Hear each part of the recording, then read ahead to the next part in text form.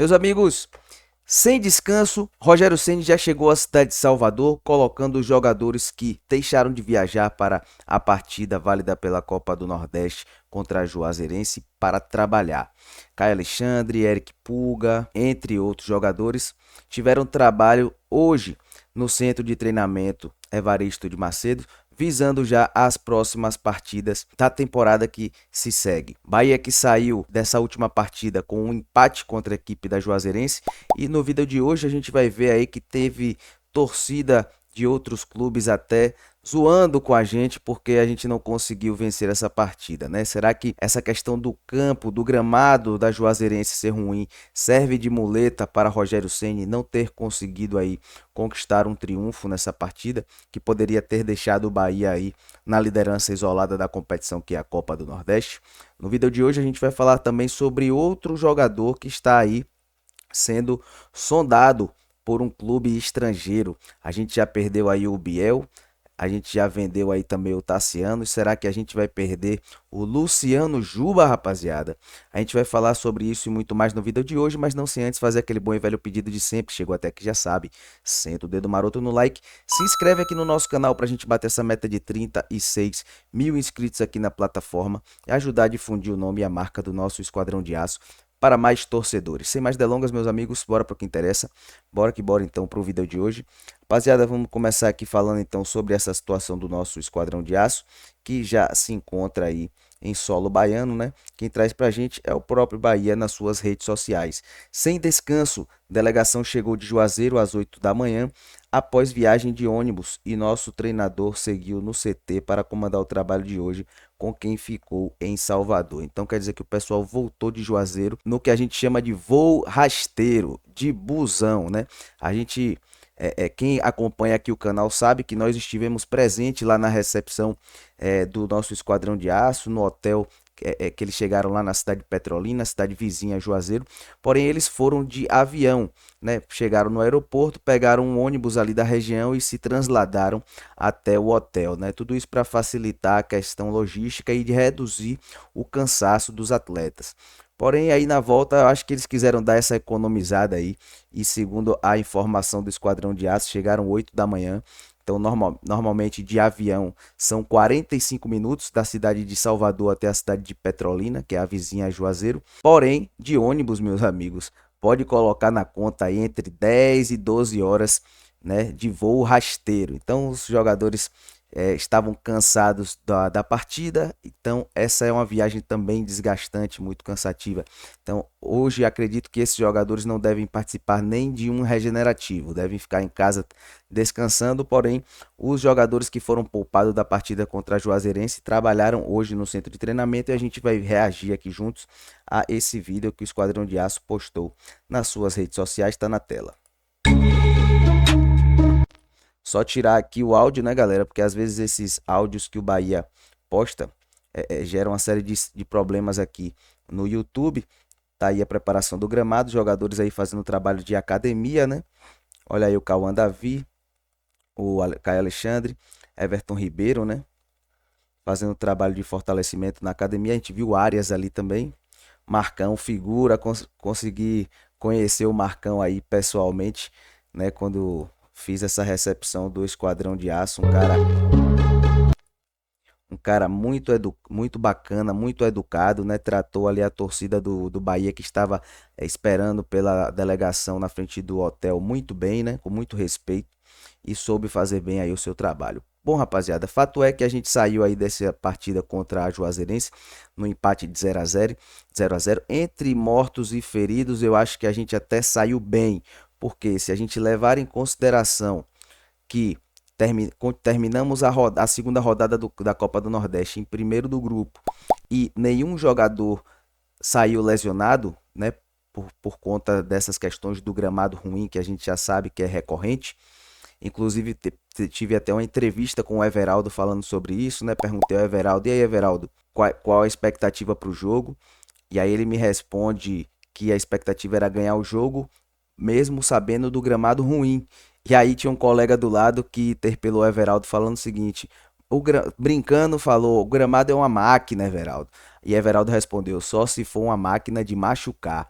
Então, os jogadores não gostam de jogar nesse tipo de gramado. A gente vê que é um futebol muito pragmático, um futebol ruim, mas não pode ser desculpa para a gente chegar lá e não conseguir vencer um time que é inferior, como o da Juazeirense. E é com relação a isso que eu trago na imagem aqui, essa zoação da torcida do Porto para com a nossa torcida. A gente ainda é forçado a ter que ver esse tipo de coisa aqui, ó.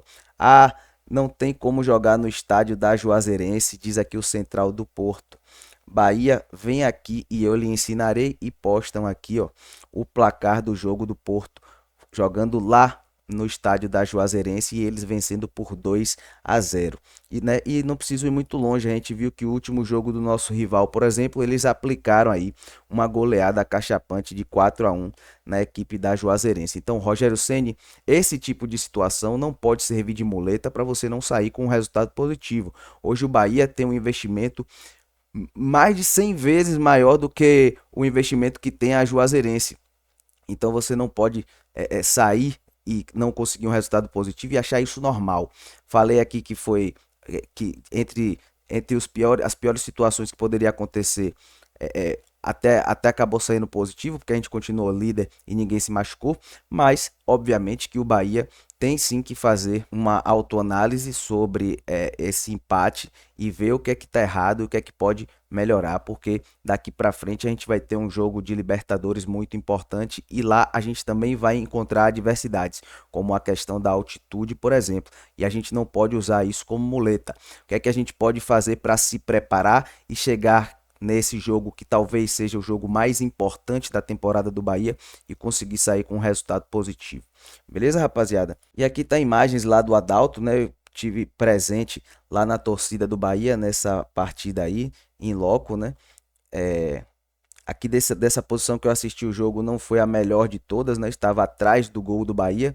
Então, quando o Bahia estava no ataque, pouco conseguia ver, mas a gente percebe que de fato o gramado tem muitas irregularidades. Ó, toda essa parte escura do campo aqui, né, indica um certo desnivelamento, né? Então, a gente pode observar por quase todo o gramado esse tipo de situação, né? Então, esperemos aí que as autoridades competentes tomem providências, porque a gente está cansado também de sempre que se fala sobre a questão da Juazeirense ter que tocar nesse assunto, né? Inclusive, o nosso jogador que estreou, né, nessa partida, o William José, que eu até me espantei quando vi que o William José descendo do ônibus, né? Achei que ele seria poupado, assim como foi o Everton Ribeiro, o Caio Alexandre, entre outros, e fiquei preocupado do Rogério querer colocar esse jogador para estrear justamente nessas situações, né? E ele chega aqui para a equipe do Bahia Notícias e fala o seguinte, ó: William José diz que gramado do Adalto atrapalhou o estilo de jogo do Bahia, muito ruim, abre aspas, não foi o resultado que a gente queria, mas resultado válido, campo muito ruim, difícil de jogar o futebol que o Bahia está acostumado. Pois é, meus amigos. Então, é aquilo, é o Bahia reclamando de um lado do gramado e a Juazeirense por outro, dizendo que jogaram de igual para igual. Olha aí, ó, o futebol baiano traz aqui aspas do treinador da Juazeirense dizendo o seguinte: enfrentamos o Bahia de igual para igual, diz o treinador da Juazeirense. Carlos Rabelo frisou que a Juazeirense jogou de igual para igual com o Bahia, mas valorizou o resultado. Pois é, então a gente não pode estar se igualando, querendo ou não, com todo respeito à Juazeirense, o Bahia hoje está em uma situação completamente diferente. Você não pode sair de uma partida de 90 minutos com a sensação de que você jogou igualmente a um time de Série D, por mais que o seu gramado e o campo não lhe dê as condições ideais para você apresentar o seu melhor futebol. E a gente percebe aqui, ó, que o Bahia, inclusive, entrou em campo com o seu time praticamente titular, né? A gente vê o Gilberto aqui na lateral direita, o Ramos Mingo, Rezende, ou seja, são jogadores que hoje seriam considerados reservas, mas não foi um time sub-20, por exemplo. A gente vê que só o Thiago faz parte do time sub-20 do Bahia. Todos os demais fazem parte aí do nosso elenco principal, né? Então, a gente entrou aí, obviamente, com um time misto, mas um time muito capacitado, né, para sair com um resultado positivo dessa partida. Inclusive vou mostrar para vocês esse lance aqui, ó, protagonizado pelo Acevedo, onde o Everaldo sai na cara do gol e desperdiça uma oportunidade, né? Tá aí na tela, ó. Cauli recebe essa bola, faz o passe aí para o Acevedo, que já enxerga o Everaldo ali livre, ó, e dá uma cavadinha por cima. Everaldo de cara com o goleiro, chuta. O goleiro foi muito bem no lance, né? Fechou ali o ângulo e aí na sobra o Everaldo tenta cruzar e o goleiro cata essa bola, evitando aí o que seria o gol do nosso Esquadrão de Aço. É aquela coisa, às vezes se você consegue fazer o gol, você chama o time adversário para cima e aí você facilita mais a sua vida, né? É difícil jogar nesse gramado, ainda mais com o time retrancado. Então, quando você tem a oportunidade de marcar, você tem que marcar, não pode dar vacilo. Beleza, rapaziada? Então, essas são as críticas construtivas que deixo aqui com relação a essa partida de ontem. Para finalizar o vídeo de hoje, galera, a gente vai falar aqui sobre Luciano Juba, que está aí na mira de um time do exterior. Vamos saber de quem se trata e vamos saber se existe ou não a possibilidade do Juba abandonar o nosso Esquadrão de Aço, pelo menos nessa etapa do campeonato. Quem traz pra gente aqui é o Yuri Santana dizendo o seguinte, ó: não vai, como diria a coroa lá, não vai não. CSKA Moscou voltou a procurar o Bahia para buscar a contratação de Luciano Juba. Contudo, o tricolor baiano não vai negociar o atleta nessa janela do começo de ano. Olha aí, ó, na janela de começo de ano, mas não deixou aí descartada a possibilidade de venda desse jogador. Diretoria tricolor nem quis ir adiante nas conversas e encerrou o assunto dando a negativa ao clube russo. Essa é a segunda tentativa do CSKA em levar Luciano Juba. A primeira aconteceu ainda antes do atleta vestir a camisa do Bahia, mas já com pré-contrato assinado. Então o Juba aí já é um interesse antigo do CSKA Moscou, né? A gente sabe que a Rússia passa por essas situações controversas aí também, né? De guerra com a Ucrânia e tudo mais. Então, tem essa instabilidade política. Para os jogadores não é interessante, mas quando se trata de grana, meus amigos, às vezes sobe para a cabeça, né? E aí o jogador acaba se interessando pela proposta porque quer sim fazer o seu pé de meia.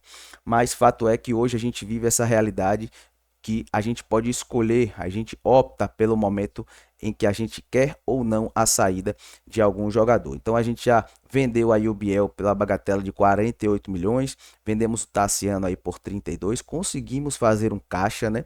Rogério Ceni, inclusive, quando é interpelado na entrevista coletiva falando sobre a reposição do Biel, ele fala que temos que entender que existe um teto de gastos, porém a gente também tem que entender que esse teto de gasto pode ter sido estendido com o fato do Bahia ter conseguido fazer essas duas transações aí entre Biel e Tassiano, né? Então, acredito sim que o Bahia vai correr atrás aí de um substituto, apesar de que o Rogério Ceni citou ali o caso do Michel Araújo, que pode fazer aquela função, mas o Michel Araújo está ainda em fase de transição, a gente não sabe como esse jogador vai chegar a atuar aí vestindo a camisa do nosso Esquadrão de Aço, né? A gente tem o próprio Luciano Juba, que faz essa função também de ponta esquerda, mas para isso a gente precisa ter alguém na lateral esquerda para poder o substituir, e o Iago Borducci também se encontra nessa fase de transição.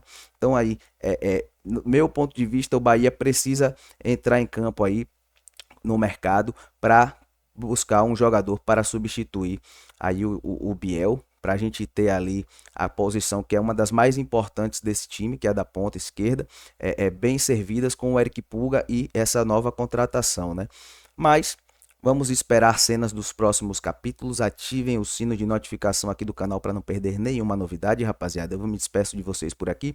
Espero que vocês tenham gostado do vídeo, sobretudo ficado bastante bem informados. Gostaram, já sabe, aquele bom e velho pedido de sempre. Senta o dedo maroto no like. Se inscreve aqui no nosso canal para a gente bater essa meta de 36 mil inscritos e ajudar a difundir o nome e a marca do nosso Esquadrão de Aço para mais torcedores. A gente se vê numa próxima. Tamo junto e misturados. Valeu e fui.